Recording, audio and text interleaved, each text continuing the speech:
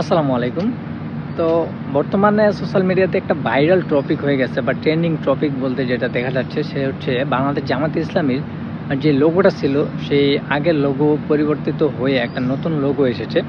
যেটা ফেসবুক পেজে অনেকেই দেখেছে। এটা নিয়েই সোশ্যাল মিডিয়াতে এখন ঝড় বলা যায় আরকি। অনেক ইসলামিক অনেক দলমতের লোকেরা এবং বিভিন্ন দলের যেই সমর্থকরা রয়েছে তারাও বিভিন্নভাবে এটা নিয়ে বিতর্কিত অ মন্তব্য করেই যাচ্ছে।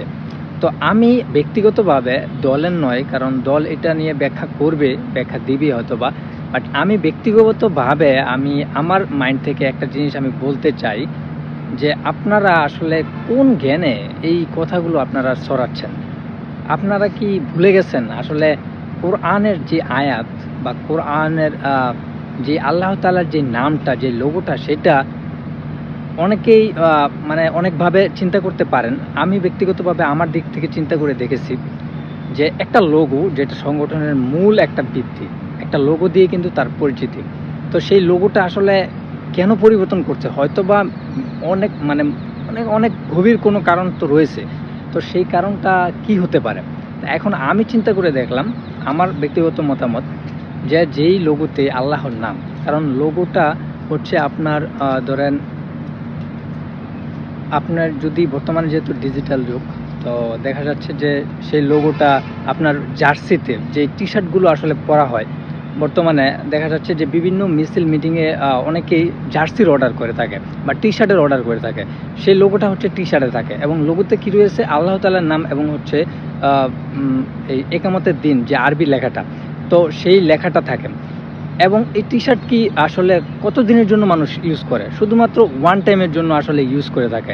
এবং আগামীতে সামনে যেহেতু নির্বাচনের জন্য ডিজিটাল যুগে এখন আমরা দেখছি বিভিন্ন ব্যানার ফেস্টুন, বিভিন্ন লিফলেট বিভিন্নভাবে প্রচারের জন্য বিভিন্ন ওয়ে ব্যবহার করা হচ্ছে। তো এবং আমরা দেখেছি ইতিমধ্যে অনেক জায়গায় দেখেছি যে যখন আসলে বাংলাদেশ জামাতে ইসলামীর ব্যানার ফেস্টুনটা লাগানো হয় বা পোস্টারটা লাগানো হয়, সেখানে কিন্তু লোগো থাকে। কারণ লোগো হচ্ছে পরিচিতি। লোগো কিন্তু সব জায়গায় থাকে। সেই লোগোটা যখন থাকে আমরা ইতিমধ্যে দেখেছি সোশ্যাল মিডিয়াতে যে অনেক জায়গায় ব্যানার ফেস্টুন বলেন, পোস্টার বলেন, বিভিন্ন দলের লোকেরা সেই ব্যানার ফেস্টুনগুলো ছিঁড়ে ফেলতেছে। সেগুলো পায়ের নিচে দিয়ে আসলে দুমড়াচ্ছে, মুচড়াচ্ছে।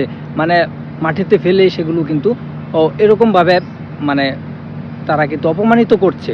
তো সেই জিনিসটা কি আমাদের দলের কারোর গায়ে লাগতেছে? না। লাগতেছে কোথায়? সেই যে লোগোটা, লোগোতে আল্লাহর নাম লেখা রয়েছে, আরবি না, আরবিতে আয়াতটা লেখা রয়েছে, সেই লোগোর উপরে কিন্তু পড়তেছে। এবং এটার এই যে পাপটা হচ্ছে সেটা আসলে কার উপরে যাবে?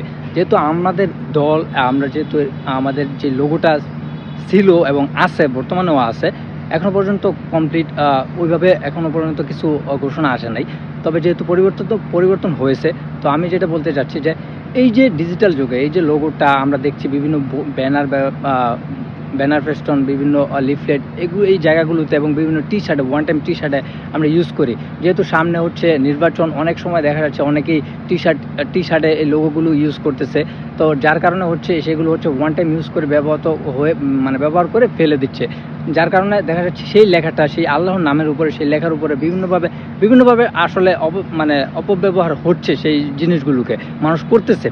তো যারা আসলে এইগুলো করতেছে এই ধরনের একটা পাপ কাজ যে আমরা কিন্তু কোরআন শরীফের কোনো আয়াত বা কোনো কিছুকে বা ইসলামিক কোনো আরবি লেখাকে কিন্তু আমরা চাই না যে আমাদের পায়ের নিচে সেটা পড়ে থাকুক বা সেটা আসলে কেউ অপমান করুক, সেটা আমরা চাই না। সো আমি আমার ব্যক্তিগত মতামত থেকে বলতেছি যে আসলে ঠিক হয়েছে।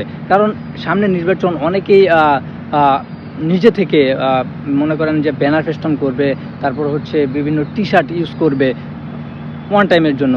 সেই টি-শার্টগুলোতে যদি এই লোগোগুলো থাকে, এগুলো যদি পরবর্তীতে দেখা যাচ্ছে যে মাটিতে পড়ে থাকে, মানুষের পায়ের নিচে পড়ে থাকে, বিভিন্ন মিছিল মিটিংয়ে দেখা যাচ্ছে বিভিন্ন ধরনের পোস্টার বা ব্যানার নিয়ে যায় এবং সেগুলো যখন ছিঁড়ে যায়, পড়ে যায়, তখন কিন্তু সেটা মানুষের মাটিতে পড়ে এবং মানুষের পায়ের নিচে পড়ে। সেগুলো কিন্তু তখন মানুষ খেয়াল করে না। কিন্তু ওই যে জিনিসটা যে পায়ের নিচে পড়তেছে, যে আল্লাহর নামটা যে লেখা, এটা পায়ের নিচে আপনাদের কি মতামত কি বলে? যে এটা কি পায়ের নিচে থাকার জিনিস? এটা থাকবে উপরে। তো আমি এই পর্যন্ত দেখেছি যে বিভিন্ন যেই ইসলামিক দলগুলো রয়েছে তাদের কোনো দলেরই আসলে আল্লাহর নাম বলেন, কোনো কোরআনের আয়াত বলেন, কোনো ইসলামিক মানে আরবি কোনো লেখা তাদের দলের মধ্যে তাদের লোগোতে নেই, কিন্তু একমাত্র বাংলাদেশ জামাতে ইসলামী যেটা ছিল সেটা তারা চেঞ্জ করতেছে। কারণ সামনে যেহেতু একটা নির্বাচন এবং বিভিন্ন সময়ে বিভিন্ন দিক চিন্তা করে আসলে এই লোগোটা হয়তোবা পরিবর্তন করতেছে। আমার মতে এটা ঠিক হচ্ছে। আপনারা কি মনে করেন যে এক আল্লাহর নাম কখনো কি মাটিতে পড়ে থাকার জিনিস, বা একামতের দিন যে লেখাটা কোরআনের একটি শব্দ, এই লেখাটা কি মাটির নিচে মানুষের পায়ের নিচে, বা মানুষের সেই জিনিসটা মানে যেভাবে অপদস্থ অপব্যবহার করতেছে, বিভিন্ন বেনাফেশন ছিঁড়ে ফেলতেছে, মাটিতে ফেলতেছে বিভিন্ন দলের লোকেরা, এগুলো তো একটা অপমানজনক, একটা পাপের একটা ভার এটাকে বহন করতে হবে হয়তো আমাদের এর জন্য।